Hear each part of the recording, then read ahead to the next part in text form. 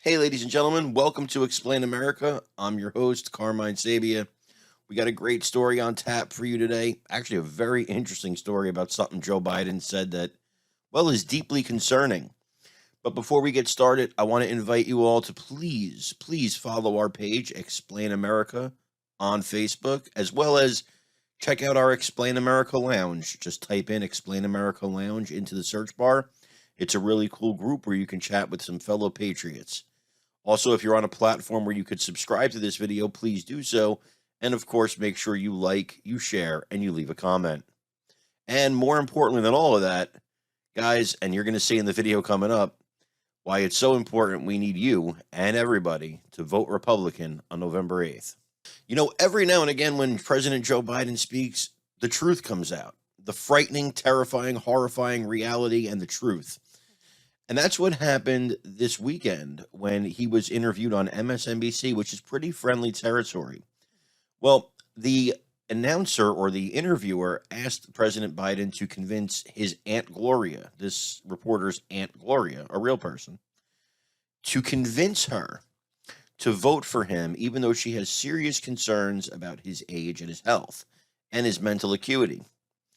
And Biden gave a terrifyingly, frighteningly, seriously honest answer. Let's take a look at it. So let's say Trump doesn't run again. Convince Aunt Gloria that she should stick with you. Well, I think Aunt Gloria should take a look. I think it's a legitimate thing to be concerned about anyone's age, including mine. I think that's totally legitimate. But I think the best way to make the judgment is to watch me. You know, am I slowing up? Am I don't have the same pace as her? And that old joke, everybody talks about the new 70s, 50s, and all that stuff. It could be. I'm a great respecter of fate. I could get a disease tomorrow. I could, drop dead tomorrow. But in terms of my energy level, in terms of how much I'm able to do, I think people should look and say, does he still have the same passion for what he's doing? And if they think I do and I can do it, then that's fine. If they don't, then they should vote against me. Not against me, they should encourage me not to go. But that's not how I feel. I can't even say the age I'm going to be.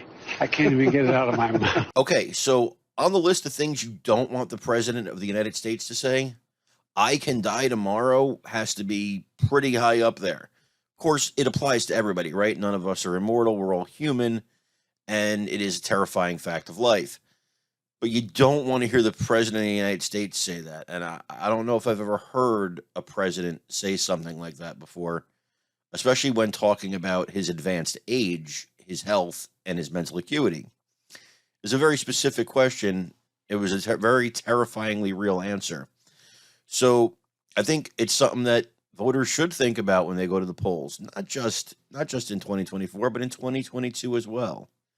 And that's why it's important to have Republicans in positions of power, because we need to change the levers. Have you guys seen the prices of groceries lately? I have.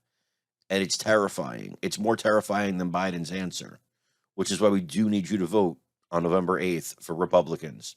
Also, again, folks, I want to thank you for joining us.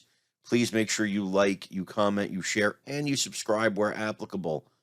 And, of course, as I said, follow us on Explain America on Facebook, and check out our Explain America Lounge also on Facebook. We think you'll really enjoy chatting with me, with the rest of us, and with other fellow patriots.